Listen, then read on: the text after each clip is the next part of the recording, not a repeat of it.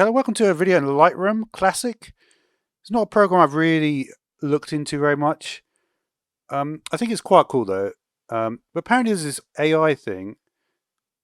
If you go into the people's... Oh, wow, that's pretty cool. So yeah, it actually like shows you the different people. Because I don't think you can do this in Photoshop, right? So let's try to take this dude on the end here. And it does a bunch of AI stuff on it, which is pretty cool, right? So I don't know what it's going to get. That's pretty cool, right?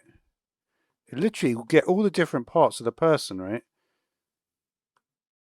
Let's see what we can do with that. So clothes, create mask.